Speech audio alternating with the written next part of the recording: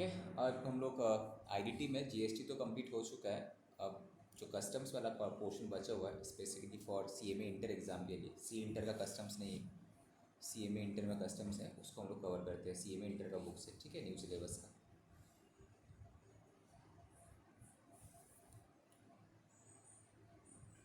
First chapter जो हम लोग करेंगे यहाँ पे बेसिक कॉन्सेप्ट्स एंड कुछ डेफिनेशंस हैं, ये बेसिकली थ्योरेटिकल पोर्शंस हैं।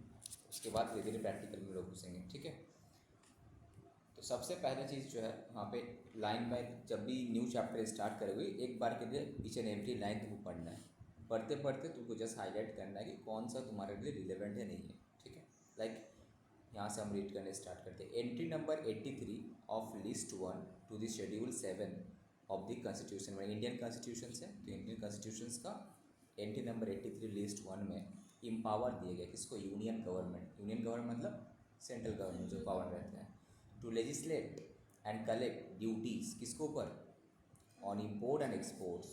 इसका मतलब जो कस्टम ड्यूटी है ये किससे रिलेटेड है, इम्पोर्ट एंड एक्सपोर्ट से रिलेटेड है। Next, accordingly the customs act 1962 effective from 1/2/1963 से चालू हुआ था, इफेक्टिव था, प्रोवाइड्स सेक्शन नंबर 12 में क्या बोलता है, for the levy of duties on goods imported into India and exported from India. तो कौन सा सेक्शन पावर देता है, section 12 of the custom act 1962, ठीक है। पावर देता है किस चीज़ का, गवर्नमेंट को लेवी करने का, ड्यूटीज़ ऑन इम्पोर्टेड गुड्स, जो भी गुड्स इंपोर्ट करते हैं हम लोग इंडिया में, बाहर से इंडिया में, एंड जो इंडिया से बाहर एक्सपोर्ट करते हैं उसके ऊपर ड्यूटी से करने का। एक चीज़ बताओ, जब भी गवर्नमेंट तुम्हारा इंपोर्ट का ड्यूटीज़ बढ़ा देगा तो वो चीज़ इंडिया में कॉस्टली हो जाएगा ना सस्ता हो जाएगा, कॉस्टली हो जाएगा। तो जब भी इंपोर्ट ड्यूटी बढ़ाता है तो उसका बढ़ते जाता है, अगर इंपोर्ट ड्यूटी कम कर देगा तो चीपेस्ट कॉस्ट कम होते रहेगा उसका, ठीक। जितना इंपोर्ट करेंगे कंट्री के लिए फ़ायदा है ना, जितना एक्सपोर्ट करेंगे कंट्री के लिए फ़ायदा है। एक्सपोर्ट करने से तुम्हारा कंट्री में फॉरेन करेंसी आता है, तो एक्सपोर्ट को जैसे कि हम लोग एक्सपोर्ट का केस में देखे थे, जीएसटी में क्या था, जीरो रेटेड था ना। एक्सपोर्ट में हम लोग का जीएसटी जीरो रेटेड सप्लाई है, सिर्फ तुम्हारा एक्सपोर्ट ड्यूटी लगता है, जीएसटी तो जीरो रेट है, तो एक्सपोर्ट को ज़्यादा प्रमोट करता है। तुम जितना ज़्यादा इंपोर्ट करोगे तुमको अल्टीमेटली फॉरेन करेंसी में पे करने पड़ेगा, you are more dependent, outflow तुम्हारा ज़्यादा है, तुम्हारा कंट्री में जितना फॉरेन करेंसी आएगा तुम्हारे लिए फ़ायदा है, ठीक है। तो गवर्नमेंट अगर चाहे, अगर गवर्नमेंट देख रहा है कि नहीं इंपोर्ट बहुत ज़्यादा हो रहा है इस प्रोडक्ट का, इसको अगर रोकना है तो इंपोर्ट ड्यूटी हाई कर देगा। अगर गवर्नमेंट देख रहा है कि नहीं ये प्रोडक्ट जो है तुम्हारा इंडिया में स्कैरसिटी है, नहीं मिल पा रहा है इंडिया में, बाहर पे हम लोग डिपेंडेंट है, तो गवर्नमेंट वहाँ पे क्या करेगा, इंपोर्ट ड्यूटी कट करेगा, ठीक है। तो बहुत सारा है, हम लोग जैसे कि ऑयल वगैरह सब इंपोर्ट करके लेके आते हैं, कोयला वगैरह बहुत सारे ऐसा मिनरल रिसोर्सेज हैं जो हम लोग इंपोर्ट करके लेके आते हैं, एक्सपोर्ट, ठीक है। Next, the items and the rate, कौन कौन सा आइटम एंड उसका रेट्स ऑफ ड्यूटीज़ क्या हो, leviable thereon are specified in 2 schedule of the custom tariff act 1975।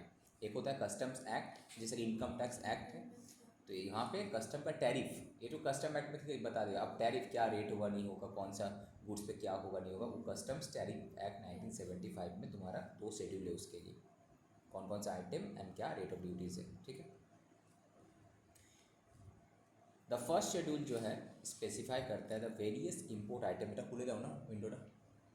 The first schedule specify करता है दूटो the various import items in systematic and well considered categories in accordance with international scheme of classification of वगैरह वगैरह, जो है जिसको हम लोग harmonise system of commodity classification बोलते हैं, ठीक है।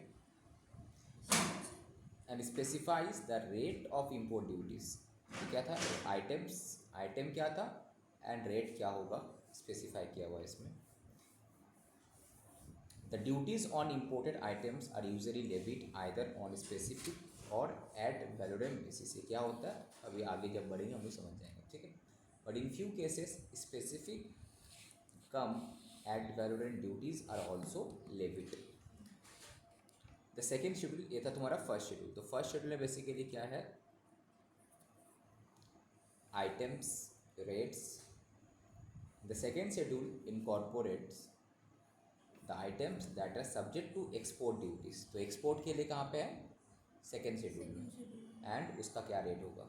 तो फर्स्ट शेड्यूल में रेट क्या है, इंपोर्ट ड्यूटीज़, इंपोर्ट आइटम्स क्या क्या कवर है, और सेकेंड शेड्यूल में क्या क्या है, एक्सपोर्ट ड्यूटीज़ एंड कौन कौन सा रेट्स वगैरह जो क्या है। Levy of duties on ad valorem, मतलब with reference to value, value base होता है, ठीक है। Basis is predominant mode of levy. For this purpose the value of imported goods is required to be determined, मतलब सबसे पहले हमको, जैसे कि हम लोग जीएसटी में वैल्यूएशन करते हैं, तो यहाँ पर भी इंपोर्ट जो तुम करके लेकर आया वो तो फॉरेन करेंसी में है ना वैल्यू, उसको इंडियन करेंसी का वैल्यू में कन्वर्ट करेंगे हम लोग, वैल्यूएशन एक अलग चैप्टर ही है, तो उसको ऊपर हम लोग ड्यूटी चार्ज करते हैं। As per section 14 of custom act, उसका हम लोग वैल्यूएशन करेंगे, read with custom valuation rules के हिसाब से वैल्यूएशन करेंगे हम लोग, उसके बाद लगता है। इसका मतलब ये एट वैल्यू रेट, मतलब वैल्यूएशन का ऊपर ही जो लगता है। This provisions are essentially the adoption of GATT based valuation system, जिसको हम लोग अभी world trade organisation valuation agreement बोलते हैं, WTO, that is followed internationally. Likewise in respect of export, same जैसे इंपोर्ट में है, सेम एक्सपोर्ट में भी हमको क्या एक्सपोर्ट ड्यूटी के लिए वैल्यूएशन चाहिए। Like in respect of export of goods the value is to be determined as per the custom act, custom valuations. वो एक्सपोर्ट ऑफ गुड्स, वो इम्पोर्ट ऑफ गुड्स था, एक्सपोर्ट ऑफ गुड्स के हिसाब से rule 2007, ठीक है। Custom law में क्या क्या आया था तुम्हारे, एक तो कस्टम एक्ट है 1962, और क्या है custom tariff act, right. Custom act में क्या लिखा हुआ रहेगा तुम्हारा, ये पूरा इंपोर्ट एंड एक्सपोर्ट ड्यूटी का पूरा जो रूल्स एंड गवर्नेंस वगैरह सब यहाँ पे लिखा हुआ है, प्रोविजंस वगैरह क्या होगा नहीं होगा। टैरिफ एक्ट में बेसिक रेट रहेगा तुम्हारा, right, import duties and export, import and export पे क्या रेट से टैरिफ रेट में मिल जाएगा। उसके बाद जैसे कि इनकम टैक्स का रूल्स रहता है, सिमिलरली कस्टम्स का भी रूल्स है, रेगुलेशंस हैं।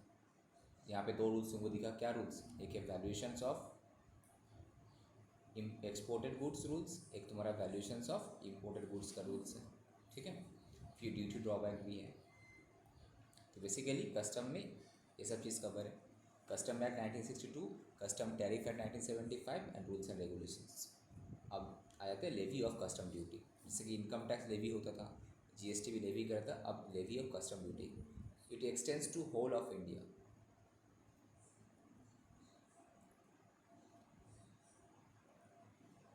अब इंडिया का डेफिनेशन क्या है, जीएसटी में भी जब हम लोग किए थे, याद होगा, इंपोर्ट एक्सपोर्ट के लिए जीएसटी में भी एक चैप्टर था जो हम लोग चार्ज ऑफ टैक्स था ना, वहाँ पे इंडिया का डेफिनेशन हम समझाए थे, सेम डेफिनेशन यहाँ पे भी है तुम्हारा। India includes the territorial water of India. India का मतलब ये नहीं कि वो इंडिया का बॉर्डर के अंदर, इंडिया का जो बॉर्डर का अगल बगल जो टेरिटोरियल वाटर है वो भी, बट कितना किलोमीटर नॉटिकल माइल तक। India includes the territorial water of India, जो टेरिटोरियल वाटर है हम लोगों का, ये सी बेस लाइन से तुम्हारा 12 नॉटिकल माइल तक, तो ये भी तुम्हारा इंडिया का डेफिनेशन में आ जाएगा तुम्हारा। यहाँ तक अगर घुस गया माल, मतलब मेरा कंट्री में इंपोर्ट हो गया, इसका बाहर निकल के मतलब एक्सपोर्ट हो गया, ठीक है, बयान निकलेगी उसमें।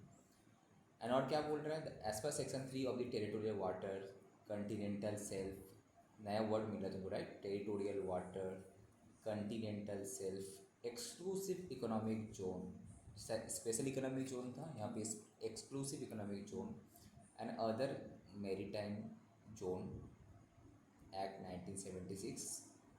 क्या बोल रहा है कि टेरिटोरियल वाटर कितना तक है, 12 नॉटिकल माइल्स, 12 नॉटिकल माइल्स। एक नॉटिकल माइल्स मतलब इतना माइल्स होता है, दैट इज़ 1.852 किलोमीटर होता है।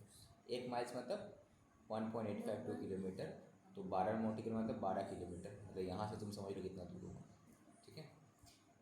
कब कहाँ से 12 किलोमीटर कहाँ से काउंट होगा भाई, सपोज ये इंडिया बॉर्डर है, इंडिया का मैप है, सपोज ये तुम्हारा है समुंदर का एकदम किनारा, अब यहाँ कहाँ से काउंट होगा, into the sea from the base line on the coast. Coast मतलब समझती है जो कोस्ट रहता है, ठीक है, कोस्ट जो भी तुम्हारा पोर्ट है उसका बगल में जो कोस्ट एरिया है वहाँ से 12 नॉटिकल माइल तक। एंड इट इंक्लूड्स एनी बे अगर है उसमें, गल्फ है, हार्बर है, क्रीक है, टाइडल रिवर वगैरह सब कुछ उसमें काउंट हो जाएगा, ठीक है।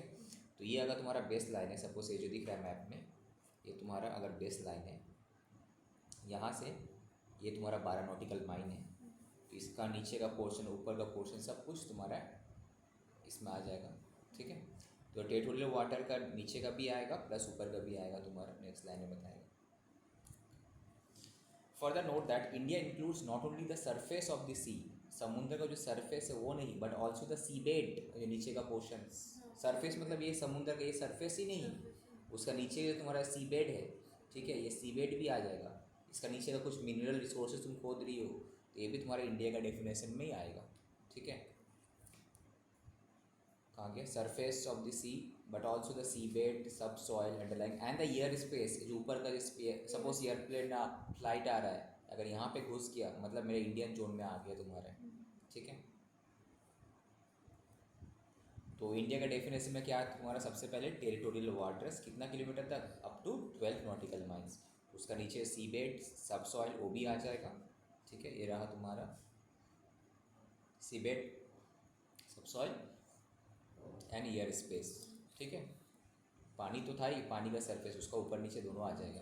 उसके बाद इंडिया हैज़ सोवरेनिटी इन इस territorial water, that means all the provision of the custom act and rules and regulation are applicable in Indian territorial water में। यहाँ पे भी जो पूरा नॉर्मल जो तुम्हारा रूल्स है वो रूल्स यहाँ पे भी चलेगा सेम। अब भाई बेस लाइन का मतलब क्या होता है, it is the lower water mark along the coast, जो सबसे कम जो वाटर मार्क होता है कोस्ट का वो तुम्हारा बेस लाइन है। अब सर एक्सक्लूसिव इकोनॉमिक जोन भी इंडिया के डेफिनेशन में आता है, तो व्हाट इज एक्सक्लूसिव दिख रहा था वो मैप में, यहाँ से लेकर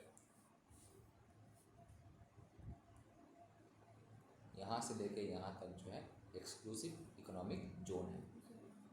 कितना किलोमीटर, बोले ये तुम्हारा अगर बेस लाइन है, this is your base line, ये तुम्हारा बेस लाइन था, बेस लाइन से कितना किलोमीटर, 200 नॉटिकल माइल, मतलब कितना माइल किलोमीटर हो जाएगा सोचो, एक माइल इक्वल टू 1.85 था, तो 200 इंटू 1.85 किलोमीटर, ठीक है, और 250 का आसपास हो जाएगा, 200 समथिंग होगा।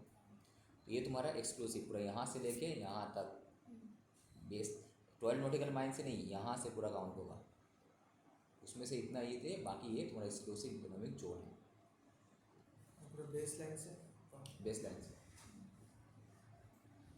The exclusive economic zone is an area beyond and adjacent to the territorial water, मतलब है यहाँ से बट काउंट यहाँ से होगा एक्सक्लूसिव दिस, ठीक है। यहाँ तक तो टेरिटोरियल वाटर था 12 नॉटिकल माइल, तो उसके बाद से यहाँ से लेके जहाँ तक 200 जहाँ पे ख़त्म हो रहा है, ठीक है। ये तुम्हारा एक्सक्लूसिव इकोनॉमिक जोन है।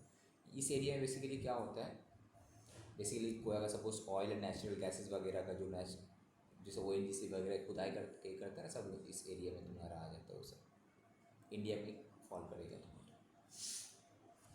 नेक्स्ट और एक वर्ड था क्या, कॉन्टिनेंट सेल्फ, ये था एक्सक्लूसिव इकोनॉमिक जोन, बेसलाइन हो गया, यहाँ पे नॉटिकल टेरिटोरियल वाटर हो गया। अब है तुम्हारा continental shelf of India, CSI जिसको हम लोग बोलते हैं, CSI। इसका कैसे समझ में आ रहा है, एक बॉर्डर लाइन देखो picture, the continental shelf of India comprises the C bed, समुद्र का नीचे का जो सी बेड होता है, ठीक है, एंड द सब सॉइल, उसका अंदर का मिट्टी, ऑफ द सबमेरीन एरिया, जो अंडर डूबा हुआ जो है submarine areas, that extend beyond the limit of its territorial water के बाद, ठीक है, throughout the natural prolongation of the its land territory to the outer edge of the continental margin, that is max or to a distance of 12 nautical miles, कहाँ से, from the base line, where the outer edge of the continental margin does not extend up to distance. मतलब basically ये तुम्हारा ऊपर वाला portion exclusive वाला, उसका नीचे तुम्हारा जो पोर्शन है ये सब तुम्हारा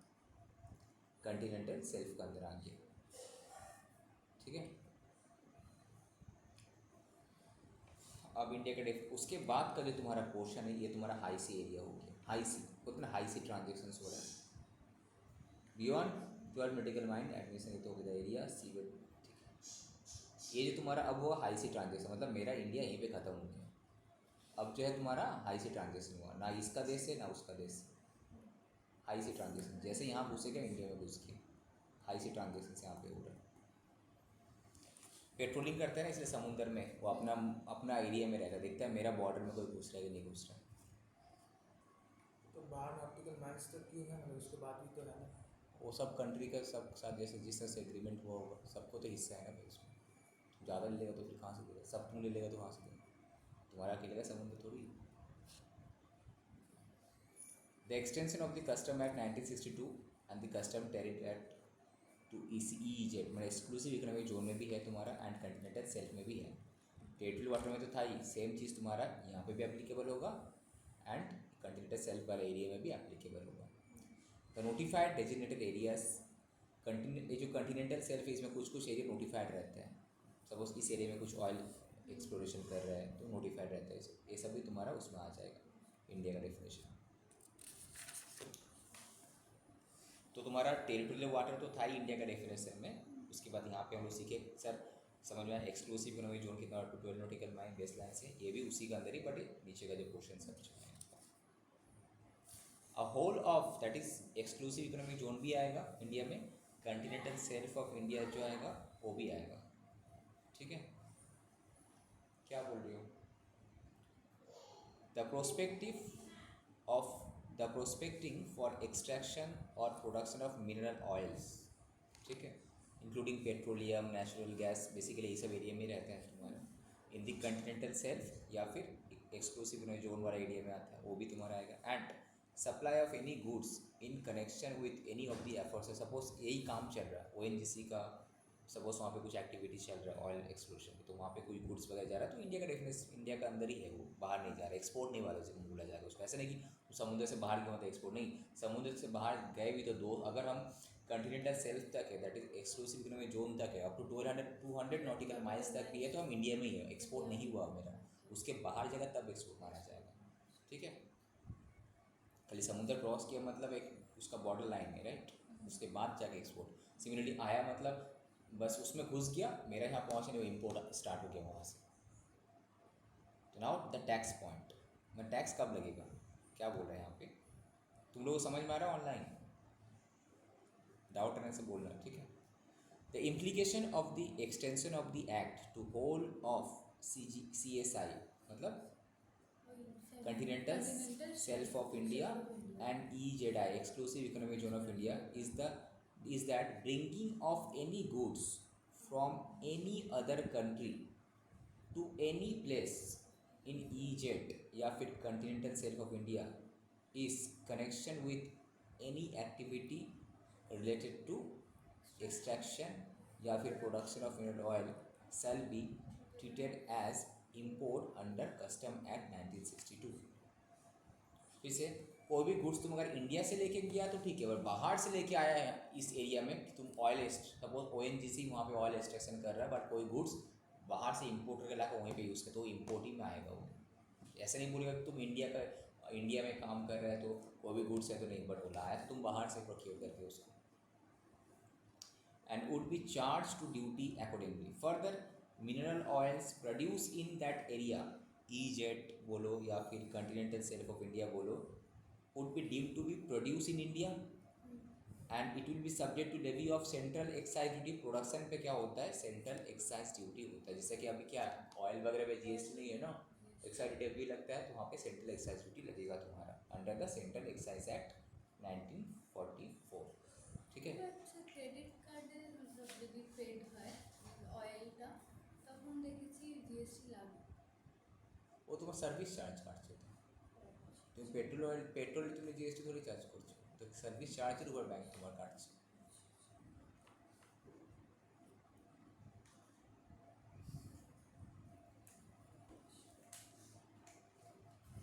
भूल लेना था ना इसका कलर तब से। सो बेसिकली ये जो तुम्हारा एरिया में अगर कोई भी आइटम हम बाहर से लेकर आए तो मेरा क्या होगा, इम्पोर्ट, इसको अंदर घुस गया इम्पोर्ट, यहाँ से लेके गए तो क्या होगा, एक्सपोर्ट। बाबा अंदर से ही लेके गए बट इस एरिया क्रॉस किया तो एक्सपोर्ट हो जाएगा। ठीक है,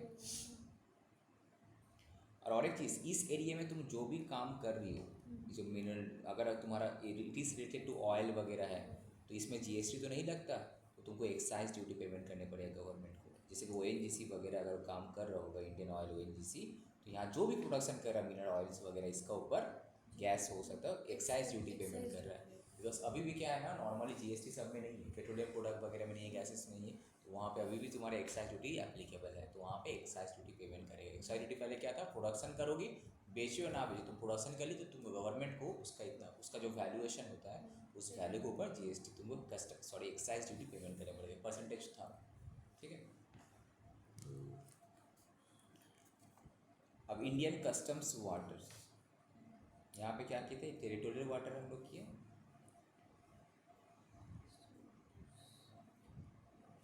इंडिया इंक्लूड्स टेरिटोरियल वाटर्स, उसमें तुम्हारा फिर उसके बाद exclusive economic zones, continental shelf हम लोग किए हैं। अब यहाँ पे Indian customs water, it means क्या क्या आ जाएगा, सब आ जाएगा तुम्हारा। It means water extending into the sea up to the limit of exclusive economic zone. Maximum कितना आएगा, यहाँ तक ही आएगा 200 nautical mile. Exclusive economic zone under section 7 of territorial water zone की continental shelf and it includes any bay gulf, इसको हम लोग इंडियन कस्टम वाटर बोलते हैं। इंडियन कस्टम वाटर मतलब क्या, ये बेसिकली जो पूरा पोर्शन है यहाँ से लेके territorial water, exclusive economic zone, country, ये सब तुम्हारा, इसको हम लोग क्या बोलते हैं, इंडियन कस्टम्स वाटर। ठीक है, तुम इंडियन कस्टम्स का एरिया में तुम है, Indian customs water.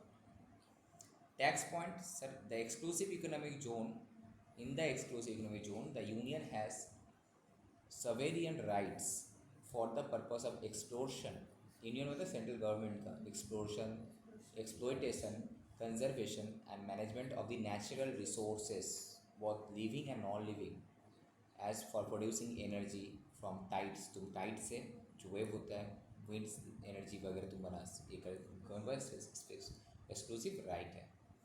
Exclusive right है एंड जुरिस्डिक्शन है किस लिए, कंस्ट्रक्शन करने का, मेंटेनेंस करने का, operation of artificial island offshore, artificial island भी तुम बना सकते हो, offshore terminal, installation of any other structure वगैरह सब कुछ राइट है। एक्सक्लूसिव राइट है तुम्हारा साइंटिफिक रिसर्च करने का, सब कहानी है। Union has in the continental self में भी सेम ही राइट होगा, जो तुम्हारा इकोनॉमिक जोन में है सेम कॉन्टिनेंटल सेल्फ में भी सेम राइट है। अब सर चार्जेबिलिटी, कस्टम ड्यूटी लगेगा कैसे, यहाँ तक हम लोग क्या किए, कुछ नहीं किया, हम लोग बेसिकली ये देखा कि सर कस्टम्स जो भी है मतलब हम लोग इंपोर्ट एंड एक्सपोर्ट के बारे में बात करें। इंपोर्ट में एंड एक्सपोर्ट्स में कस्टम ड्यूटी लगता है। अब यहाँ पे जीएसटी भी लगेगा इंपोर्ट के ऊपर, देखेंगे हम लोग। कस्टम एक्ट में तुम्हारा लॉ में कस्टम एक्ट है, कस्टम टैरिफ एक्ट है। उसके बाद कस्टम्स का डेफिनेशन, इंपोर्ट एक्सपोर्ट हो रहा है कि नहीं हो रहा है, उसके लिए हमको ये जानना जरूरी भाई इंडिया का डेफिनेशन क्या है। इंडिया का मतलब ये नहीं कि मेरा ज़मीन में कितना पे पहुँचा, तो अगर रोड पे आ रहा है तो ज़मीन, अगर समुंदर पे आ रहा है तो हमको यहाँ तक देने कि इंडियन कस्टम वाटर को क्रॉस किया कि नहीं किया। अगर इंडियन कस्टम वाटर क्रॉस कर गया, अगर लेकर आ रहे घुस गया तो मेरा इंपोर्ट हुआ, बाहर गया तो मेरा एक्सपोर्ट हुआ। ठीक है, अब देखो चार्जेबिलिटी सेक्शन 12 में, सब सेक्शन याद नहीं भी रहेगा तब भी चल जाएगा। Duties of customs shall be levied eight the rate specified under the custom tariff act 1975, CTA जिसको हम लोग बोलते हैं। ऑब्वियसली वहीं पे टैरिफ था तुम्हारा, and any other law for the time being in force on goods imported into India या फिर एक्सपोर्टेड फ्रॉम इंडिया। ठीक है, अब सो टैक्स पॉइंट बोला गया, duty of customs is leviable on goods, goods पे रखता है, नॉट ऑन सर्विसेज। एक चीज़ याद रहे, जैसे कि जीएसटी तुम्हारा गुड्स में भी है, सर्विसेज में भी है, बट यहाँ पे जो तुम्हारा कस्टम्स ड्यूटी है कभी सर्विस में लगता है, जो भी लगता है हमेशा कस्टम डिपार्टमेंट गुड्स में लगाता है। ठीक है, सो duty of customs is leviable on goods and not on the person importing और एक्सपोर्टिंग इन इट, उस पर भी नहीं, सर्विस से भी नहीं, ओनली गुड्स पे। दूसरा चीज़, the goods shall be such as imported या फिर एक्सपोर्टेड फ्रॉम इंडिया, अगर इंडिया में एक्सपोर्ट हुआ होगा, इम्पोर्ट हुआ होगा या फिर एक्सपोर्ट हुआ होगा इंडिया से, and the duty shall be such rate as may be specified under the custom tariff act में जो रेट स्पेसिफाई रहेगा उस रेट पे तुम लोग क्वेश्चन में बता दिया जाएगा। ठीक है, नेक्स्ट गुड्स का डेफिनेशन, इसका मतलब जानना ज़रूरी है हमको, व्हाट इज़ गुड्स। इसलिए जीएसटी में जो गुड्स का डेफिनेशन था यहाँ पे भी गुड्स का डेफिनेशन है। Goods means it includes vessels, कोई समुद्र में कोई वेसल्स में सामान आ रहा है, एयरक्राफ्ट में सामान आ रहा है, व्हीकल्स आ रहा है, तो वो भी तुम्हारा गुड्स है। कोई भी स्टोर आइटम, कोई बैगेज, हम लोग जो माल भेजते हैं बैगेज, ठीक है, जैसे कि अगर हम लोग बैगेज लेके जाएंगे एक्स्ट्रा कस्टम लगा चार्ज कर लेते हैं ना हम लोग एक्स्ट्रा चार्ज, तो बैगेज का रूल्स भी रहता है। पैसा, करेंसी भी तुम्हारा ज़्यादा पैसा लेके जा रहे तो वहाँ पे कस्टम लगेगा। तो currency, negotiable instrument, any other kind of movable property, कोई भी ऐसा प्रॉपर्टी जो कि ना एक जगह से दूसरी जगह मूव हो सकता है, मूवेबल प्रॉपर्टी, ये सब तुम्हारा गुड्स का डेफिनेशन में आता है। कस्टम्स एक्ट के हिसाब से गुड्स का डेफिनेशन में क्या क्या आता है, vessel, aircraft, vehicles, stores, baggage, जो लगेज बैग जो लेके जाते, सपोज तुम बैग में गोल्ड भर भर के लेके जा रहा है तो सामने गई ना, currency, any other kind of movable properties. ठीक है, दूसरा इंपोर्ट मीन्स, इंपोर्ट का डेफिनेशन क्या है, import means bringing into India from a place outside India, बाहर से इंडिया में लेकर आ रहे होंगे। ऑब्वियसली कस्टम वाटर क्रॉस किया होगा, रोड पे आ रहा है तो डायरेक्ट अगर इसमें वाटर क्रॉस करेगा ये। कस्टम डज नॉट मीन कि खाली समुंदर पे आएगा, कहीं से भी, रोड फ्लाइट से भी तो आ सकता है, रोड से भी तो आ सकते हैं इसके थ्रू से। तो imported goods means any goods brought into India from a place outside India but does not include goods which have been cleared for home consumption. ठीक है, सपोज तुम कुछ गुड्स लेकर आई हो, ठीक है, बट ये गुड्स जो तुम्हारा पर्सनल कंजम्पशन के लिए गुड्स है तो उसमें तुम्हारा कस्टम्स नहीं लगाएगा। बिजनेस पर्पज़ के लिए तुम अगर लेकर आई होगी, कस्टम्स डिपार्टमेंट क्लियर करते हैं तुम ये जो गुड्स लेकर आ रही हो तो ये क्या पर्पज़ के लिए है, शिप कर रहा है ये से क्या पर्पज़, तो वहाँ पर डिक्लेरेशन में होम कंजम्पशंस के लिए है तो वहाँ पे तुम्हारा इंपोर्टेड गुड्स का डेफिनेशन वो नहीं फॉलो करते हैं। तो इम्पोर्टेंट है ये, याद रहे, फोकस। उसके लिए बैगेज रूल से एक्स्ट्रा पैसा लगता है, एक्स्ट्रा सामान लेके जाओगी तो कस्टम्स वहाँ पे नहीं लगाते। Imported goods means any goods brought to India from a place outside in. तुम्हारा जीएसटी में कस्टम बहुत इंटरेस्टिंग है, इसको अच्छे से समझ लेना। Imported goods means any goods brought into India from, same चीज़ तुम्हारा फाइनल में भी है, सेम चैप्टर फिर मिलेगा। Imported goods means any goods brought into India from a place outside India but it does not include goods which have been cleared for home consumption. Custom department तुम्हारा clearance दिया कि ठीक है तो home consumption के लिए, तो वो गुड्स तुम्हारा इंपोर्टेड गुड्स में काउंट नहीं होगा, तो बेसिक ड्यूटी भी नहीं लगा रहे इम्पोर्ट ड्यूटी उसमें।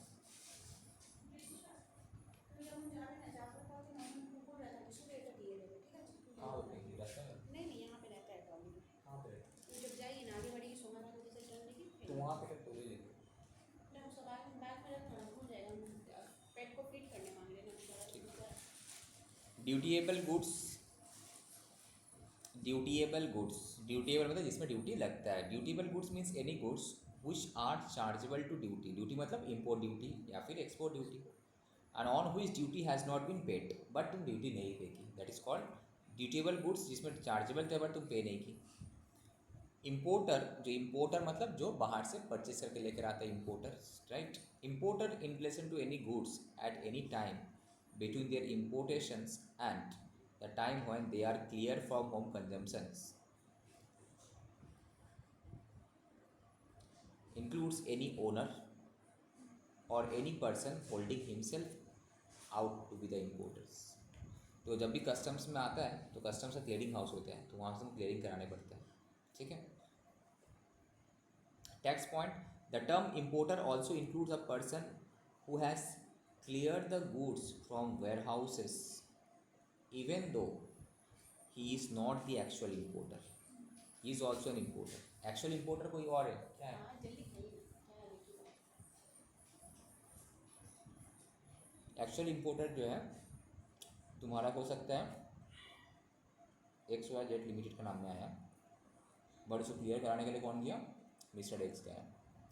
तो यहाँ पे मिस्टर एक्स तुम्हारा एक्चुअल इंपोर्टर नहीं है, तभी वहाँ पे वो इंपोर्टर में आ जाएगा। Export means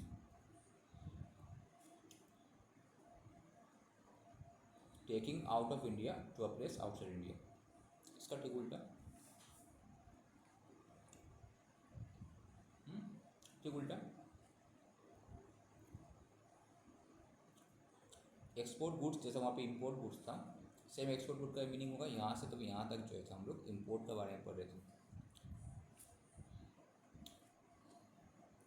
export goods means any goods which are to be taken out of India to a place outside India. और एक्सपोर्टर तब कौन होगा? Entry for export and the time when they are exported. जो तुम involve थी export करने, वो बंदा वहाँ पे एक्सपोर्टर माना जाएगा। वो ओनर हो सकता है या कोई पर्सन जो ऑथोराइज किया गया उसको, वो भी हो सकता है। ना इम्पोर्टेंट चीज़ ये है कि सर टैक्सेबल इवेंट टैक्स कब देना है लिमिट में, फोकस यहाँ पे करना है। Import of goods will commence, कब बोला जाए कि हाँ इम्पोर्ट हुआ है, बताओ कब होना चाहिए? जब वो लोग आ जाएंगे कहाँ आ जाएगा? जब इंडियन कस्टम वाटर्स के अंदर बोर्ड आ जाएगा। When they cross the territorial waters, when they cross the territorial water मतलब कितना 12 नॉटिकल माइल था ना बेस एरिया से, but continues is completed, start हो गया वहाँ पे। जैसे तुम्हारा ये जो तुम्हारा ये था, इसको भी नहीं बोला यहाँ तक, यहाँ भी तुम आ सकते हो, यहाँ पे कोई भी आके यहाँ पे कांटेक्ट ले कर सकता काम। जैसे तुम मेरा टेरिटोरियल वाटर क्रॉस करके यहाँ पे पहुँची इस एरिया में, तो मेरा इंपोर्ट स्टार्ट हो गया, ख़त्म नहीं हुआ। कमेंस ख़त्म कब हुआ? जब क्लियरेंस मिलेगा फाइनली। कहाँ गया?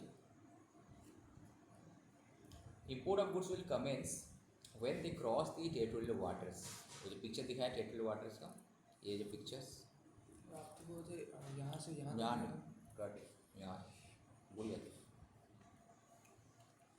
अरे रेगुलर थोड़ी पढ़ते हैं हम कब पास आउट किए? मेरे पास कंसेप्ट याद है, फैक्ट थोड़ी याद है, फिगर कंसेप्चुअली हम तुमको समझाएंगे। But continuous and it is completed, कब कंप्लीट होगा? When they become part of the mass of goods with in the country, मतलब फाइनली जब क्लियरेंस हो जाएगा उसका, तब जाके इंपोर्ट मेरा कंप्लीट हो। स्टार्ट तो यहाँ पे हो गया, यहीं पे डूब गया तो ख़त्म, इंपोर्ट कंप्लीट नहीं हुआ। इसका मतलब यहाँ पे सपोज जहाज ही डूब गया यहीं पे, तो जब यहाँ पे क्लियरेंस हो जाए तब मेरा इंपोर्ट यहाँ पे कंप्लीट होगा। इन केस दो चीज़ के लिए अब तुम्हारा क्लियरेंस मिलेगा, एक होम कंजम्पशन के लिए, दूसरा वेयर हाउसिंग के लिए। In case goods cleared for home consumption, home consumption मतलब अब तुम लेकर जा सकती हो। The taxable event being reached at the time when the goods reach the customs का barrier and the bill of entry for the home consumption is filed. Bill of entry क्या होता है? जब भी इंपोर्ट होता है तो उसका तो बिल ऑफ एंट्री होता है, बिल ऑफ एंट्री, जिसको हम लोग तो BOI।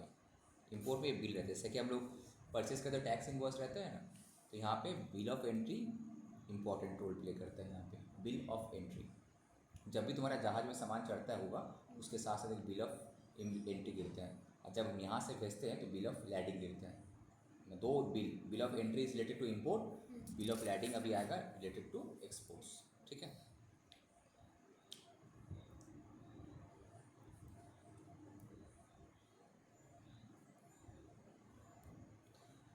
अब कभी कभी क्या है, वहीं पे वेयर हाउसिंग के लिए हम रख रहे हैं, क्लियर नहीं कराना है हमको, हम क्या किया, क्लियर किया, वहाँ पे वहीं पे रहेगा। कस्टम्स का देखना, जब भी तुम्हारा कोई पोर्ट वगैरह में तुम लोग जाओगे, एक गादा तुम्हारा वहाँ पे क्लियर ये है ICD clearing warehouse facility वगैरह है, रेंट पे मिल जाता है। तो हम गुड्स क्लियर किया, अभी लेके नहीं जा रहे, हम खाली वेयर हाउसिंग के लिए रखेंगे। If imported goods are taken into the warehouse, goods continue to be in customs का बॉन्ड में रहेगा। And this in case of warehouse also the import take place कब? when the goods are cleared for home consumption। Home consumption finally तुम अब import वहाँ से port से उठाकर अपना फैक्ट्री में लेकर आ रहे हो। ये पर्सनल गुड्स का बात ही नहीं कर रहे, होम कंजम्पशन मतलब वो अपना फैक्ट्री में लेकर आएगा यहाँ पे। ठीक है, इंपोर्ट टेक प्लेस कब होगा? जब गुड्स क्लियर होगा होम कंजम्पशन के लिए। होम कंजम्पशन बेसिकली मीन्स तुम जो भी हम लोग मटेरियल परचेस करके लेकर आए, सपोज हम मटेरियल परचेस करके लेकर आए यहाँ पे, ये मेरा यहाँ पे अनलोडिंग तो हो गया, अब वहाँ कस्टम्स को पेमेंट वगैरह करके हम क्लियरिंग कराए, तो अगर डायरेक्ट लेके आ जाओ क्लियरिंग करा के होम कंजम्पशन तुम कर लो तो तुम्हारा इंपोर्ट वहाँ पे हो गया कंप्लीट। या फिर तुम वेयर हाउसिंग के लिए रख लिया, तो जब तक तुम्हारा कंप्लीट नहीं हो, जब तक तुम होम उसको क्लियरिंग फॉर होम कंजम्पशन नहीं करवाते। Import take place when the goods are finally clear for home consumption. ठीक है, तो दो सिनेरियो आ सकता है क्या, एक गुड्स आया क्लियर फॉर होम कंजम्पशन हो गया तो इंपोर्ट वहाँ पे कंप्लीट, या फिर वेयर हाउसिंग के लिए गया तो अभी भी इंपोर्ट वहाँ पे कंटिन्यू करेगा, कंप्लीट नहीं हुआ यहाँ पे। इंपोर्ट कंप्लीट कब होगा? जब फाइनली होम कंजम्पशन के लिए क्लियरेंस होगा। यहाँ पे देखो दिया है, तो क्लियरेंस फॉर होम कंजम्पशन का मतलब क्या था? Custom duty on imported goods has been paid, that is तुम कस्टम ड्यूटी पे कर चुकी हो। And goods can be taken out by the importer for utilisation के लिए या फिर consumption within the country.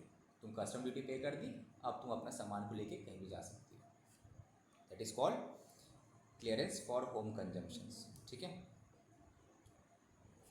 और दूसरा वाला जो वेयर हाउसिंग वाला था, point number 3, if the goods are cleared to be store in warehouse. Clearance लिए किस लिए? हम वेयर हाउस में रखे, अभी सर पेमेंट करेंगे फिर बाद में लेके जाएंगे। The payment of duty is required कब? At the time of clearance of goods from, मैंने ड्यूटी तो हम पेमेंट कर दिए, जब हम वेयर हाउस के लिए भी क्लियर करा रहे हैं तब भी हम ड्यूटी पेमेंट कर दिए. That means payment of duty is deferred till the time of clearance from warehouse. मतलब फाइनली क्या बोल रहा है यहाँ पे, जब तक हम फाइनली मेरा कंजम्पशन के लिए दैट इज़ कॉल्ड ये वहाँ से होम कंजम्पशन के लिए क्लियर नहीं कराते तब तक के लिए हम ड्यूटी पेमेंट डिले करवा सकते हैं. बिकॉज ड्यूटी पेमेंट हो गया तो तुम्हारा तो क्लियरेंस फ्रॉम होम कंजम्पशन मिल जाएगा ना.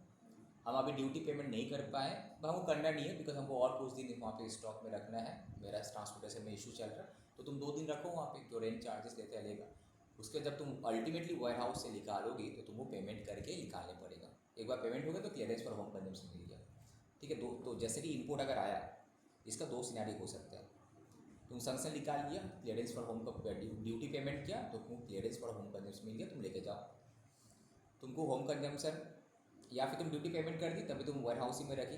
जब तक तुम्हारा पेमेंट नहीं हो तब तक वेयर हाउस में रहेगा. ठीक है. तो वेयर हाउस में रहा दैट इज तुम डिले करवा सकती हो थोड़ा बहुत.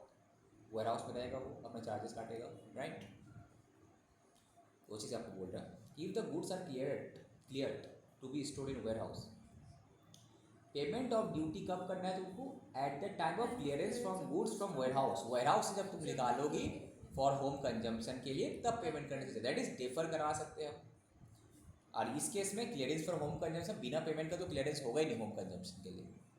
होम कंजम्पशन का मतलब क्या, तुमको अब तुमको फ्रीडम दे दिया, तुम लेकर जा सकते हो अपना माल को. टैक्स पेमेंट हो गया. So that the means payment of duty is defer till the time of clearance from warehouse. ठीक है. ये समझ में आया कि नहीं आया? सर इंपोर्ट हम लोग किए, तुम्हारा पास ये पोर्ट में था, तुमको लेकर जाना है, तुम ड्यूटी पेमेंट करो, क्लियरेंस फॉर होम कंजम्पशन लो, लेके चले जाओ. तुम्हारा डिले हुआ तो वेयर हाउस में रहेगा. डिले में भी इंटेंशनल डिले में भी जो भी प्रोसीड्यूरल इश्यूज है रहेगा. तो तुम 2-3 दिन नहीं दे पाए, बट अल्टीमेटली जब तुम्हारा वेयर हाउस से सपोज 1 हफ्ता बाद ही माल निकल रहा है तो तुमको पेमेंट करके ले देना है. वेयर हाउस भी कस्टम का अंडर में रहता है. उसे बहुत पैसे रहते हैं कस्टम ऑफिसर के पास, पावर भी रहता है अच्छा खासा. जितना स्मगलिंग वगैरह सब कस्टम्स डिपार्टमेंट ही थामते हैं ना. चलिए नेक्स्ट. अब इंपोर्ट का जैसे था सेम एक्सपोर्ट का भी रहेगा. Taxable event in case of exports. तो export is complete when they cross the territorial waters. मतलब सपोज क्या हुआ, ये तुम्हारा टेरिटोरियल वाटर था 12 नॉटिकल माइल्स. अब सपोज यहाँ पे शुरू हो गया, यहाँ पे जहाज डूब गया तो क्या एक्सपोर्ट हुआ? एक्सपोर्ट हुआ ही नहीं. अगर 12 नॉटिकल माइल क्रॉस हो गया तब जाके एक्सपोर्ट मेरा कंप्लीट हुआ. उससे पहले कंप्लीट नहीं हुआ. स्टार्ट तो हो गया था बट कंप्लीट 12 नॉटिकल के बाद होगा. सेम इंपोर्ट भी अगर यहाँ पे घुसा तब जाके तुम्हारा ये होगा, कमेंस हुआ यहाँ से. कंप्लीट कब होगा? जब तुम्हारा फाइनल कंजम्पशन के लिए क्लियरेंस ड्यूटी पेमेंट करे तब जाके कंप्लीट होता है. Okay.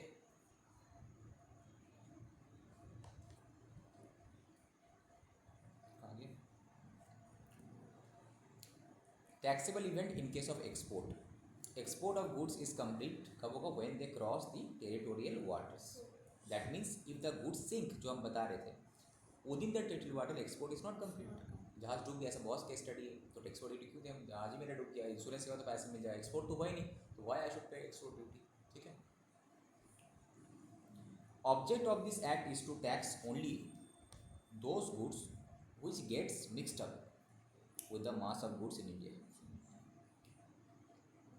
The rate of import duty is specified कहाँ पे? First schedule of the custom tariff act. And export duty का सेकेंड शेड्यूल है. राइट. अब यहाँ पे कुछ वर्ड का, कुछ टर्म्स का कुछ डेफिनेशन है. डेफिनेशन रटना नहीं है, जस्ट रीड आउट करना है. एडजुडिकेटिंग अथॉरिटी, सेम चीज़ तुम्हारा इनकम टैक्स में. एडजुडिकेटिंग अथॉरिटी का मतलब होता है जो तुम्हारा एडजुडिकेशन करता है, जो तुम्हारा अगेंस्ट में स्क्रूटिनी करता है, असेसमेंट करता है.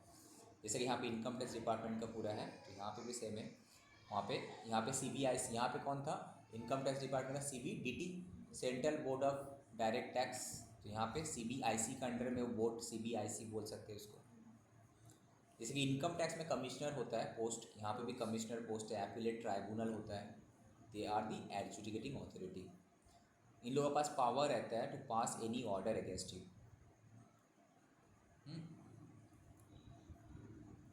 Any authority sorry does not बोला है, तो डज नॉट इंक्लूड बोला है, sorry, it does not include this adjudicating authority means any authority competent to pass any order or decision under this act but does not include the board, that is CBIC, commissioners appeal and appellate tribunal नहीं है adjudicating, बाकी लोग हैं, that is तुम्हारा customs officers वगैरह, they all are adjudicating authority. Basically customs का जो तुम्हारा ऑफिसर वगैरह होता है सीनियर पोस्ट का, उन लोगों के पास हो जाएगा. जैसे कि इनकम टैक्स का असेसमेंट होता है, मतलब तुम इनकम टैक्स सही पेमेंट की कि नहीं की, अगर तुम फर्म हो, कंपनी हो, ठीक है, तो इसका ऐसे असेसमेंट होता है. असेस मतलब रीचेकिंग करते हो, असेस करता है, तो इसका भी तो असेसमेंट करेगा कस्टम्स डिपार्टमेंट, तो तुम कस्टम का वैल्यूएशन सही किया कि नहीं किया, तो उसका भी असेसमेंट तुम्हारा होता है यहाँ पे. हो सकता है. उसके बाद यहाँ पे आ जाओ, बैगेज तो समझ में आ गया होगा, बैगेज का मतलब क्या होता है. बैगेज इंक्लूड्स जो तुम साथ में लेकर आए सामान, वो तो है. अब सपोज हम जाएंगे 1 महीना बाद, हम पहले तो सामान भेजे, वो भी तो बैगेज ही में फॉल करता है. Unaccompanied baggage is also baggage, but does not include motor vehicles. नहीं होगा तुम्हारा इसमें. मोटर व्हीकल तो डायरेक्टली तुम्हारे इम्पोर्ट में आ जाएगा, बैगेज नहीं होगा. बेनिफिशियल ओनर, तो जिसका बिहाफ में तुम्हारा bill of entry, important term है. किसका सारा रिलेटेड था बिल ऑफ एंट्री, बोलो. इम्पोर्ट ना एक्सपोर्ट, इम्पोर्ट के साथ था. Bill of entry means bill of entry refer to in section 30. Provide that importer of any goods other than goods intended for transit या फिर transshipment shall make an entry thereof by presenting the electronically on the custom automated system में to the proper officer. Proper officer मतलब customs officer का बात कर रहा है. अब bill of entry for home consumptions के लिए और वेयरहाउसिंग के लिए, in such a form and such a manner as may be prescribe. तो जो हम जो कस्टम डिपार्टमेंट में जाते हैं क्लियरिंग के लिए, तो हमको बिल ऑफ एंट्री उसको इलेक्ट्रॉनिकली फाइल करने पड़ेगा हमको. It's kind of its like a tax invoice. तो बिल ऑफ एंट्री इंपोर्ट से रिलेटेड है तुम्हारा. जैसे कि वहाँ पे बिल ऑफ एंट्री है, तो सेम क्या होगा, bill of exports. Bill of lading भी बोलो उसको, बिल ऑफ एक्सपोर्ट ही बोलेगी. Bill of exports means a bill of export refer to the same. The exporter of any goods shall make an entry, same cheese electronically on the customs automated system to the proper officer in case the goods to be exported in a vessels. और अगर vessels में जाएगा, aircraft में जाएगा, shipping में जाएगा,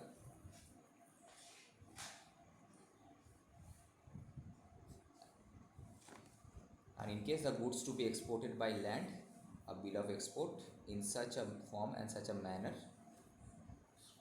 देखो bill of export बोल रहा है कि अगर तुम लैंड पे जा रहे हो तो बिल ऑफ एक्सपोर्ट दो, अगर तुम जहाज पे जा रहे हो तो बिल ऑफ आगे shipping bill, shipping bill, shipping bill, इसी को हम बोले थे ना बिल ऑफ लैंडिंग. ये तुम्हारा इसका केस में वेसल, एयरक्राफ्ट, ठीक है. अगर लैंड होगा तो तुम्हारा क्या होगा, बिल ऑफ एक्सपोर्ट. रोड पे गया तो शिपिंग बिल तुम्हारा, अगर वेसल पे गया, एयरक्राफ्ट पे गया तो शिपिंग बिल लगेगा वहाँ पे. अगर रोड पे, लैंड पे गया बाय रोड तो बिल ऑफ एक्सपोर्ट लगेगा. यहाँ पे बोर्ड मतलब जो बता रहे थे हम, CBIC होगा यहाँ पे. जैसे इनकम टैक्स में CBDT होता है, यहाँ पे CBIC. कोस्टल गुड्स का मतलब क्या होता है, coastal goods means goods other than imported goods transported in a vessel from one port in India to another port. इसको हम लोग बोलते हैं कोस्टल गुड्स. मतलब इंडिया में तो बहुत सारा पोर्ट है, अच्छा हल्दिया से दूसरे तो पोर्ट में जा रहा है, विशाखापट्टनम होगा, भाईजैक पोर्ट में, तो वो सब इम्पोर्ट एक्सपोर्ट तो नहीं है, इंडिया के अंदर ही जा रहा है, तो उसको हम लोग कोस्टल गुड्स बोलते हैं. उसको हम लोग इम्पोर्टेड गुड्स नहीं बोलेंगे, उसको क्या बोलेंगे हम लोग, कोस्टल गुड्स बोलेंगे. ठीक है. कन्वेंस का डेफिनेशन क्या है, कन्वेंस इंक्लूड्स वेसल भी आएगा तुम्हारा समुद्र में जाने के लिए, एयरक्राफ्ट एयर के लिए, और रोड पे जाने के लिए व्हीकल, ये सब तुम्हारा कन्वेंस में आएगा. Right, vessel, aircraft and vehicle.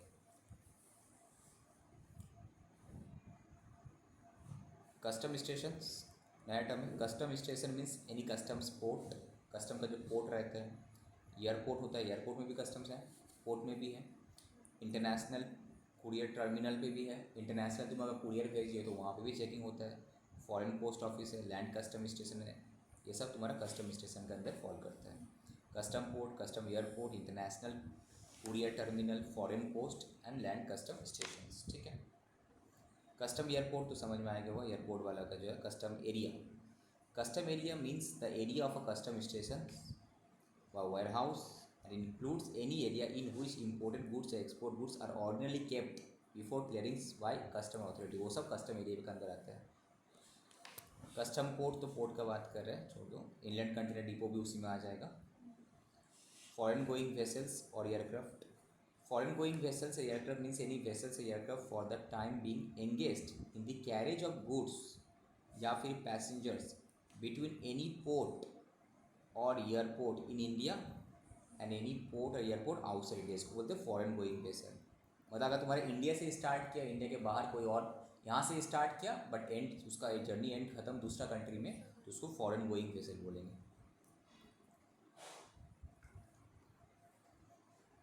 Next, arrival manifest, उसका ज़रूरत नहीं है। पर्सन इंचार्ज, उसका तो पर्सन इंचार्ज जो रहता है उसको छोड़ दो। प्रोहिबिटेड गुड्स में आ जाओ।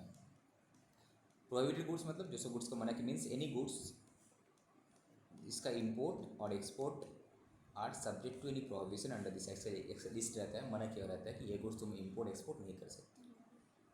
अगर तुम किया तो you will be guilty. Stores means any goods for use in a vessel aircraft and includes fuel and spare parts. Transit of goods देखो, जो रास्ते पे, where any goods imported in a conveyance and mention in the arrival manifest. तो तुमको arrival manifest समझाना जरूरी है। Arrival manifest और इंपोर्ट मैनिफेस्ट और इंपोर्ट रिपोर्ट एक ही बात है, एक ही चीज़ का अलग अलग नाम है। अराइवल मैनिफेस्ट या फिर इंपोर्ट मैनिफेस्ट और एक बोलो import report means the manifest या फिर रिपोर्ट जो कि उन्हें डिलीवर करने पड़ता है सेक्शन 30 के हिसाब से। क्या रहता है, बोलता है कि जो पर्सन इंचार्ज होता है व्हीकल का, व्हीकल मतलब वेसल हो सकता है, कन्वेंस का मतलब वेसल हो सकता है, एयरक्राफ्ट और व्हीकल्स, ठीक है, उसको रिपोर्ट करने पड़ता है कि क्या गुड्स तुम कैरी कर रहे हो। तो कैरिंग द इम्पोर्टेड गुड्स और exported goods shall deliver the following document in the prescribed form manner to the proper officer, मतलब कस्टम्स ऑफिसर को देता है। क्या देता है? In the case of vessel and aircraft document क्या रहता है? एन अराइवल मैनिफेस्ट या फिर इंपोर्ट मैनिफेस्ट रिप्रेजेंटिंग इलेक्ट्रॉनिकली रहता है। व्हीकल में तुम्हारा एक इंपोर्ट रिपोर्ट रहता है 12 घंटा within 12 hours after this arrival, 12 घंटा के अंदर देने पड़ता है उसको। अब यहाँ पे ट्रांजिट ऑफ गुड्स क्या है, बोला where any goods imported in the conveyance में तुम जो इंपोर्ट करके लेकर आया है एंड जो कि ना मेंशन्ड है किसमें, इंपोर्ट मैनिफेस्ट में, अराइवल मैनिफेस्ट, इंपोर्ट मैनिफेस्ट में या फिर इंपोर्ट रिपोर्ट में, एज द केस में B, as the case may be, as for transit in the same conveyance to any place outside India or to any customs stations, the proper officer may allow the goods and the conveyance to transit without payment of duty subject to such condition as may be। अब सब दूसरा कोई country में जा रहा है, तुम्हारा इसमें आया है बट वो लोग यहाँ पे अनलोड नहीं होगा, दूसरा कोई कंट्री जाएगा, वहाँ से ट्रांजिट गुड्स हो गया। यहाँ पे वही चीज़ बोल रहे देखो यहाँ पे, where any goods imported in India, India में इंपोर्ट तो हुआ है in a conveyance and mention in the arrival में मेंशन भी है, ठीक है, ऐसा कैसे भी एज फॉर ट्रांजिट, किसलिए as for transit in the same conveyance, उसी कन्वेंस पे जाएगा to any place outside India, दूसरे जगह जाएगा इंडिया के बाहर, जहाज सेम यूज़ किया गया, और टू एनी कस्टम स्टेशंस। तो without payment of duty, normal duty payment करते हैं, यहाँ पे ड्यूटी पेमेंट नहीं होगा ना, उसी जहाज पे चले जा रहा है तुम्हारा। ट्रांजिट का मीनिंग समझ में आया, मतलब मेरा यहाँ पे मेरा कंट्री का गुड्स है ही नहीं, दूसरा कंट्री से आया है माल, सेम कन्वेंस यूज़ किया गया है बट जा रहा किसी और कंट्री में, इसके यहाँ पे टैक्स देगा ही नहीं। ट्रांसशिपमेंट जहाँ पे चेंज होगा, where any goods imported into a custom stations are intended for transhipment, change हो जाएगा तुम्हारे यहाँ। अब बिल ऑफ ट्रांस जहाँ चेंज हो जाता है, bill of transhipment shall be presented to the proper officer in such a form as such manner as may be prescribed. Suppose एक जहाज थे, यहाँ पे एग्जांपल दिया, एक ट्रांजिट गुड्स का एंड ट्रांसशिप्ड गुड्स का एग्जांपल दिया। सपोज एक शिप था यूएसए से carrying goods A B C and D, ठीक है। शिप रीच किया मुंबई पोर्ट में and goods A B and C unload किया। तो डी अभी तक अनलोड नहीं किया, हो सकता है डी दूसरा जगह का है। डी कहाँ का था? जापान का था। इस केस में गुड्स डी को हम लोग क्या बोलेंगे? बोलो। डी को फिर ये ट्रांजिट गुड्स हम लोग बोलेंगे ना, क्या बोलेंगे? ट्रांजिट गुड्स बोलेंगे, बिकॉज इसमें जीएसटी नहीं पेमेंट किया। यहाँ पे मेन पॉइंट क्या है, यहाँ पे जो है सेम कन्वेंस में दूसरा जगह जा रहा है इंडिया के बाहर, विदाउट पेमेंट ऑफ ड्यूटी। दूसरा ये इसका एग्जांपल है। सपोज गुड्स बी जो है ट्रांसिट टू चेन्नई पोर्ट, जो गुड्स डी था, जो गुड्स बी है यहाँ पे आया, मुंबई में अनलोड किया था, अनलोड करके दूसरा जहाज में फिर चलाया गया दूसरा वेसल में। अब गुड्स सी को फिर भेज दिया गया श्रीलंका दूसरा वेसल में। तो यहाँ पे जहाज चेंज हो जा रहा है ना, तो this is called transshipment of goods, ठीक है, ट्रांसशिपमेंट ऑफ गुड्स। तो ट्रांजिट और ट्रांसशिपमेंट का डिफरेंस समझ में आया? ट्रांजिट में क्या हुआ तुम्हारा, एक ही जहाज में चले जा रहा है दूसरा कंट्री में विदाउट पेमेंट ऑफ ड्यूटी, और ट्रांसशिपमेंट जहाज तुम्हारा चेंज हो जा रहा है, आधा मेरा ही कंट्री में कहीं और जा रहा है या फिर दूसरा कंट्री जा रहा है। This called transit and transshipment.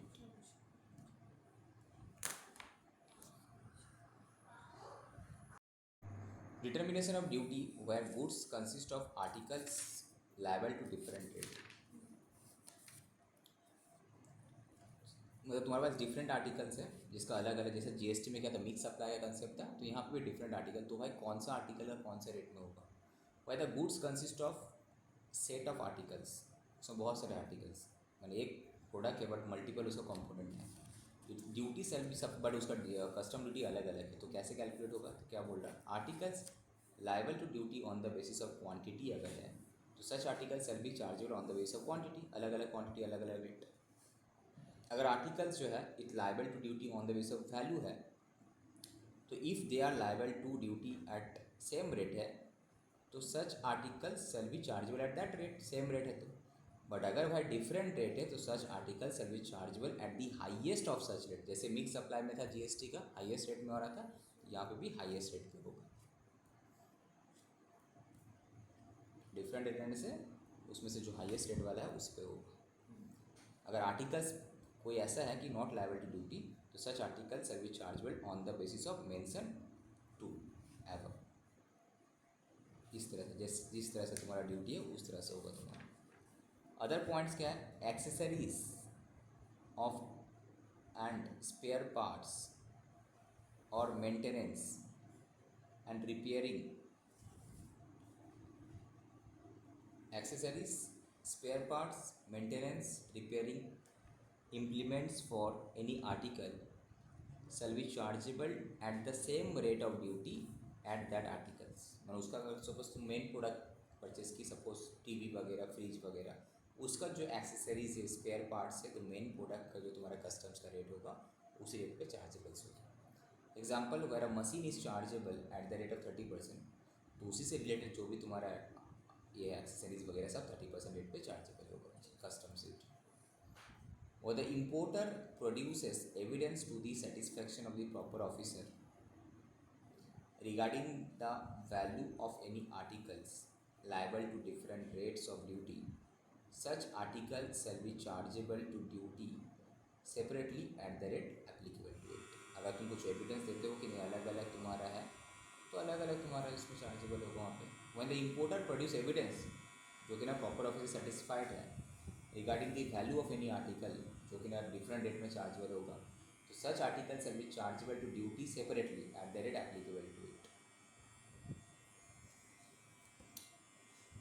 री-importation of goods।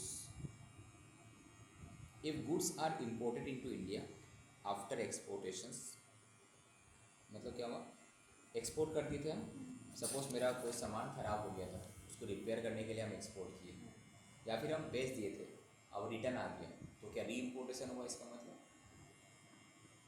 Creative होने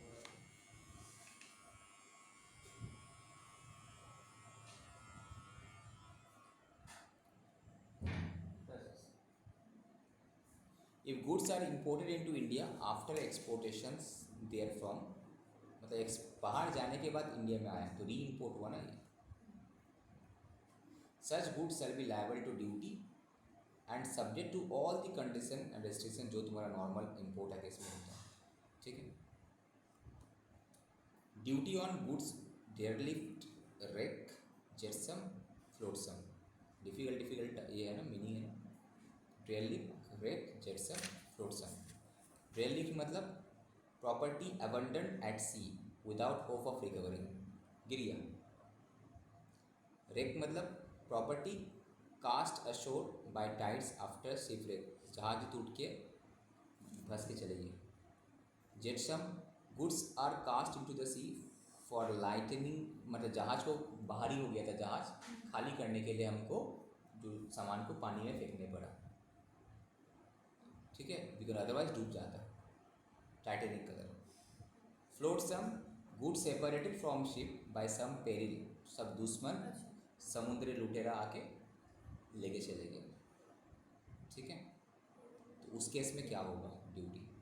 तो अगर ड्यूटी डेयरलिक हुआ, डेयरलिक मतलब खो गया, अब मिलने वाला नहीं है. रेक मतलब क्या हुआ, जहाज टूट के समुद्र का वाइफ टाइड में ख़त्म चले गया.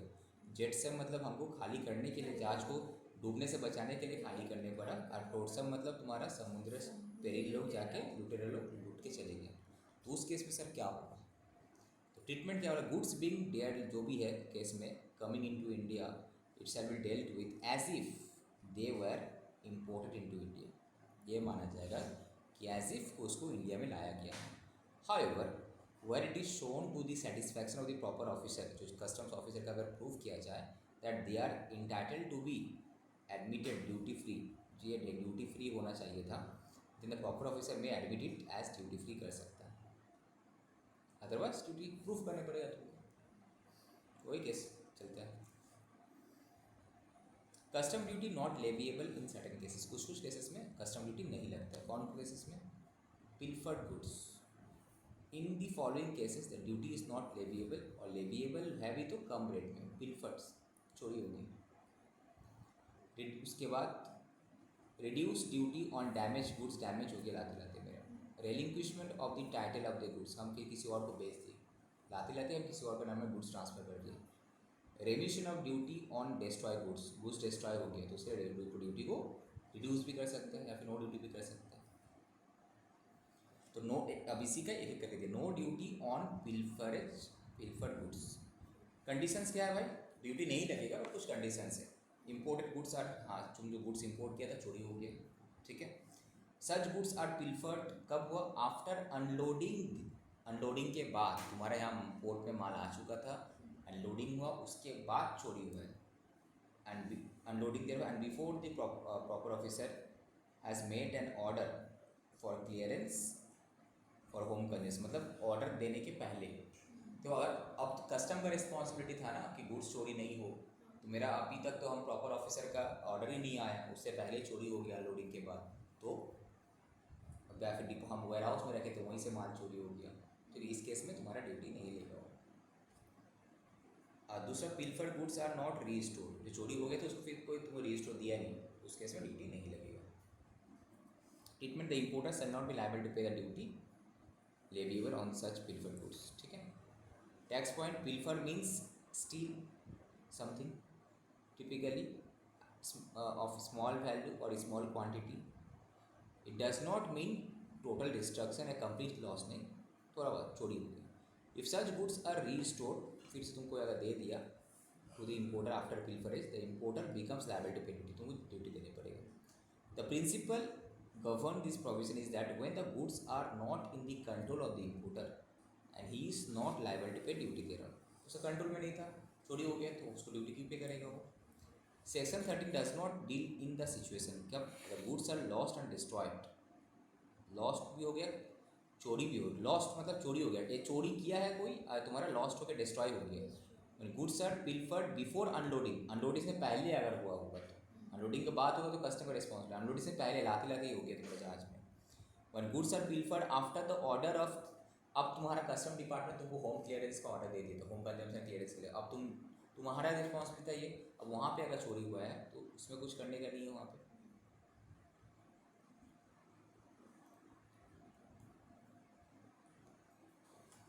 अब क्या बोल रहा है, abatement of duty on damage या deteriorated goods. Damage goods case में वो लोग ड्यूटी को अबेटमेंट कर सकता है, मतलब कंसेशन दे सकता है, ये वाला सिनेरियो है।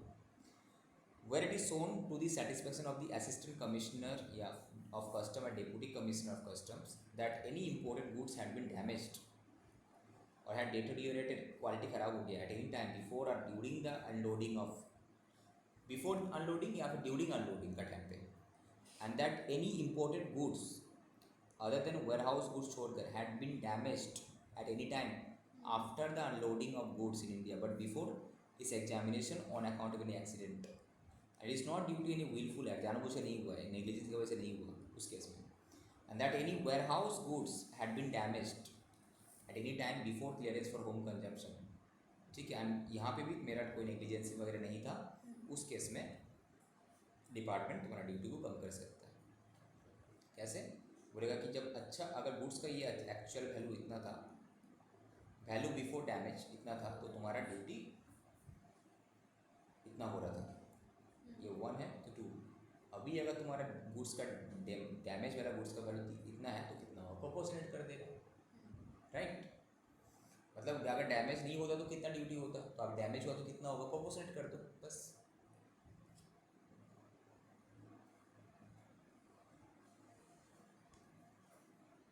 एग्जाम्पल दिए देखो कि value of goods before damage इतना था तो ड्यूटी कितना लगता है, इतना था। अब अभी 40 हो गया तो प्रोपोर्शनेट होगा, तो 10,000 था 1 लाख के लिए, तो 40 के लिए कितना हुआ, 4,000 देगा ड्यूटी। डिबेट कर दिया। आपके रेमिशन ऑफ ड्यूटी ऑन लॉस्ट या डिस्ट्रॉय गुड्स, अब तुम्हारा गुड्स लॉस्ट हो गया, डिस्ट्रॉय हो गया, तो तुमको ड्यूटी का रेमिशन दे सकता है। Where it is shown to, उसके लिए तुमको एप्लीकेशन देने पड़ेगा, प्रूफ करने पड़ेगा assistant commissioner deputy commissioner that any imported goods have been lost. चोरी नहीं होना चाहिए, चोरी हुआ तो नहीं होगा, चोरी का कंडीशंस है, तब जाके इस कंडीशन में फॉल करेगा तो जाके ड्यूटी नहीं लगेगा। Lost does not mean pilferage, okay. Lost otherwise then as a result of pilferage और डिस्ट्रॉय हो गया at any time before clearance for home consumption, तब जाके वो जाके बोलेगा कि वह ड्यूटी रेमिट करने के लिए। The remission of duty is permission only when there is total loss, या फिर लॉस जो है एकदम फॉर एवर के लिए लॉस है, दोबारा रिकवरी का कोई चांसेस नहीं है। Example, imported good is destroyed before clearance of home consumption, आग लग गया उस केस में। तो अल्टीमेटली सर डिफरेंस क्या है पिल्फरेज एंड ये लॉस में डिफरेंस क्या है? पिल्फरेज मतलब चोरी करना छोटा सा अमाउंट, ये मतलब कंप्लीट लॉस हो गया, राइट।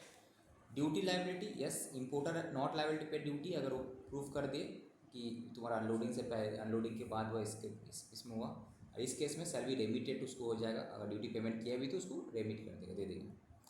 टाइम ऑफ ऑकरेंस किसका पहले मतलब after unloading but before home consumption का क्लियरेंस से पहले, और ये वाले भी तुम्हारा eight any time before physical clearance से पहले होना चाहिए, ठीक है। सेम है दोनों का। Warehouse goods, pilferage goods is not applicable where goods are pilfered after warehousing, warehousing के बाद अगर चोरी हुआ तो तुम्हारा एप्लीकेबल नहीं है, इस केस में एप्लीकेबल है।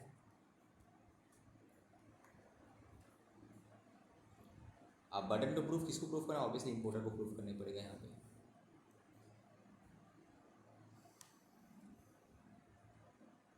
दूसरा क्या है, remission of duty on relinquishment of title, मतलब हम गुड्स किसी और को बेच दिए इंपोर्ट कंप्लीट होने से पहले, तो हमको दे देगा the owner at any point of time before home consumption से ऑर्डर निकालने से पहले वो किसी और को गुड्स रेलिंग टाइटल बेच दिए, भेज सकते हैं।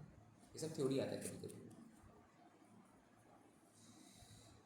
अब exemption from custom duty, power to grant exemption किसका है, तुम्हारा सेंट्रल गवर्नमेंट का ऑफिशियल गैजेट वगैरह में वो निकालता है, जैसे जीएसटी निकालता है, सेम उसका भी है, इसको जस्ट रीड करने की ज़रूरत नहीं है।